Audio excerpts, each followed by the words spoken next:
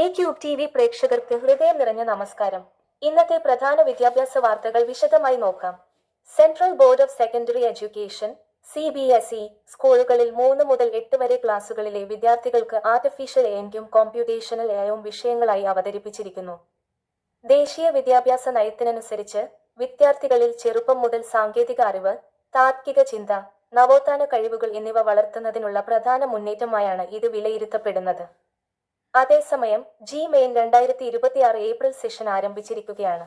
10 ലക്ഷത്തിലധികം വിദ്യാർത്ഥികൾ പരീക്ഷയിൽ പങ്കെടുക്കുന്ന സാഹചര്യത്തിൽ പരീക്ഷ കേന്ദ്രങ്ങളിൽ ശക്തമായ സുരക്ഷയും നിരീക്ഷണ സംവിധാനങ്ങളും ഏർപ്പെടുത്തിയിട്ടുണ്ട്. കൂടാതെ 2026 മുതൽ 27 വരെ അധ്യയന വർഷത്തേക്കുള്ള CBSE 9-10 ക്ലാസുകളിലെ പുതിയ സിലബസ് പുറത്തിറക്കിയിട്ടുണ്ട്. ഇതിൽ സിദ്ധാന്തപരമായ അറിവിനൊപ്പം പ്രായോഗിക കഴിവുകൾ, കഴിവ് അടിസ്ഥാനപ്പെടുത്തിയ പഠനം, ജീവിത നൈപുണ്യങ്ങൾ എന്നിവയ്ക്കും കൂടുതൽ പ്രാധാന്യം നൽകിയിട്ടുണ്ട്.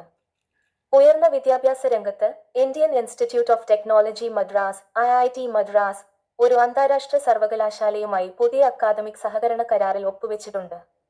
ഇതിലൂടെ ഇന്ത്യൻ വിദ്യാർത്ഥികൾക്ക് ആഗോളതലത്തിലുള്ള പഠനാവസരങ്ങൾ കൂടുതൽ വിപുലമാകുന്നു. ഇതോടൊപ്പം All India Council for Technical Education (AICTE) പ്രധാന പ്രഖ്യാപനങ്ങൾ നടത്തിയിട്ടുണ്ട്.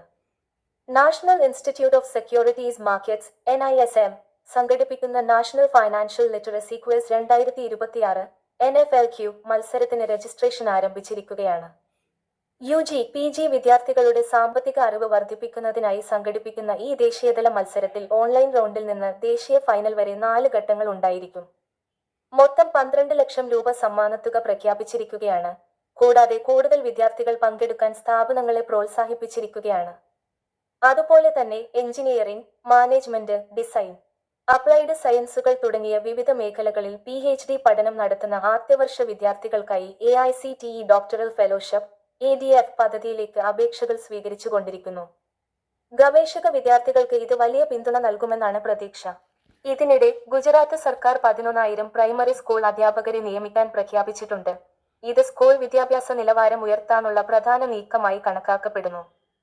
കൂടാതെ ഇന്ത്യൻ രൂപയുടെ മൂല്യം കുറഞ്ഞതിനെ തുടർന്ന് വിദേശ വിദ്യാഭ്യാസ ചെലവ് ഉയർന്നതിനാൽ നിരവധി വിദ്യാർത്ഥികൾ ഇന്ത്യയിലോ കുറഞ്ഞ ചെലവുള്ള രാജ്യങ്ങളിലോ പഠനം തുടരാൻ ആലോചിക്കുന്നു. മൊത്തത്തിൽ സാങ്കേതിക പുരോഗതി, അന്താരാഷ്ട്ര സഹകരണം, ദേശീയതല മത്സരങ്ങൾ, ഗവേഷണ ഫെലോഷിപ്പുകൾ, സാമ്പത്തിക ഘടകങ്ങൾ എന്നിവ ഒന്നിച്ച് വിദ്യാഭ്യാസ രംഗത്തിന്റെ ഭാവിയെ രൂപപ്പെടുത്തുകയാണ്. കൂടുതൽ വിദ്യാഭ്യാസ വാർത്തകൾക്കായി തുടർന്നും കാണുക എ ക്യൂബ് TV. നന്ദി, നമസ്കാരം.